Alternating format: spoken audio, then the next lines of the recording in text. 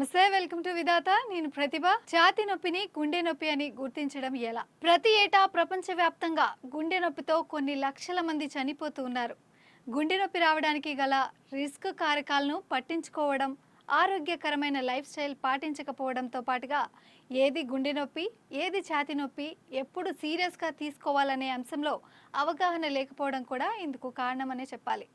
చాలా సందర్భాల్లో పొట్టలో గ్యాస్ పెరిగిపోయి ఛాతీ నొప్పిగా వస్తుందని పొరపాటు పడడం వల్ల గుండెపోటును సకాలంలో గుర్తించలేకపోతున్నారు. అందుకే గుండె నొప్పి సంకేతాలను సరిగ్గా అర్థం చేసుకోవడం అత్యవసరం. గుండె నొప్పికి గల సంకేతాల్లో ముఖ్యమైనది ఛాతీ నొప్పే. అయితే ఆ ఛాతీ నొప్పి గుండెపోటు వల్ల వచ్చేదా కాదా అని గుర్తించగలగడమే కీలకం. ఛాతీ నొప్పితో పాటు ఇతర రిస్క్ కారకాలు, లక్షణాలను కూడా పరిగణలోకి తీసుకుంటే ఛాతీలో వచ్చే నొప్పి గుండెపోటు వల్లనో కాదో అర్థం చేసుకోవచ్చు. ఛాతీ నొప్పి గుండె నొప్పి ఎప్పుడవుతుంది? గుండె నొప్పి అంటే మిగతా శరీర భాగాల్లో నొప్పి ఉన్నట్టుగా ఉండదు. ఛాతీలో గట్టిగా ఏదో పట్టేసినట్లుండడం, పిసికినట్టు అనిపించడం లేదా భారంగా ఉండడం లాంటి లక్షణాలు ఉంటాయి. బరువుగా, అసౌకర్యంగా అనిపిస్తుంది. కొన్నిసార్లు గుండెలో మంటగా కూడా ఉంటుంది. చాలా సందర్భాల్లో గుండె నొప్పి కొన్ని నిమిషాలు ఉండి వెళ్ళిపోతుంది.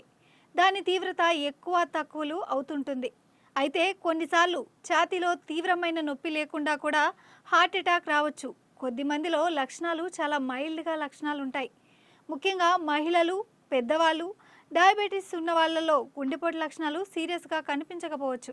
గుండెపోటుకి సంబంధించిన ఛాతీ నొప్పి ముఖ్యంగా ఛాతీ మధ్య భాగంలో లేదా ఎడమ వైపు ఉంటుంది. అక్కడ నుంచి ఎడమ చేతి వైపు నొప్పి పాకుతుంది. దవడ, మెడ, నడుము లేదా పొట్టలోకి కూడా నొప్పి పాకవచ్చు. ఛాతీలో మాత్రమే నొప్పి ఉండాలని లేదు, ఛాతీ పై భాగాలకు కూడా పాకుతుంది. నొప్పితో పాటుగా ఈ కింది లక్షణాలు కూడా ఉండవచ్చు. ఆయాసంతో ఊపిరాడకపోవడం, వికారం, వాంతి రావడం, అజీర్తిగా ఉండడం, కళ్ళు తిరగడం, తల తిప్పినట్లుండడం, బయట ఎంత చల్లగా ఉన్నప్పటికీ విపరీతమైన చెమట రావడం, అకారణంగా నీరసంగా, బలహీనంగా ఉండడం, తెలియని ఆందోళనగా ఉండడం గుండెపోటు లక్షణాలు. కొన్నిసార్లు కొన్ని నిమిషాల కన్నా ఎక్కువసేపు కూడా ఉండవచ్చు. మందులు వేసుకున్నా, విశ్రాంతి తీసుకున్నా తగ్గకపోవచ్చు. వయసుతో పాటు గుండెపోటు రిస్క్ కూడా పెరుగుతుంది.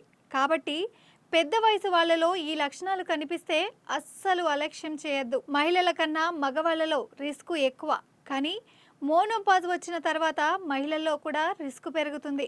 కుటుంబంలో ఎవరికైనా గుండె జబ్బులున్న వాళ్ళలో రిస్క్ ఎక్కువ.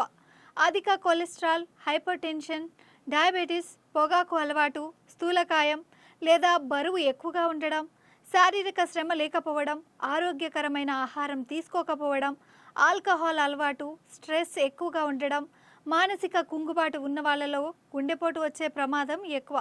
కాబట్టి ఇలాంటి రిస్క్ కారకాలు ఉండి పై లక్షణాలు కనిపిస్తే ఏమాత్రం నిర్లక్ష్యం చేయకుండా వెంటనే మెడికల్ అటెన్షన్ తీసుకోవాలి.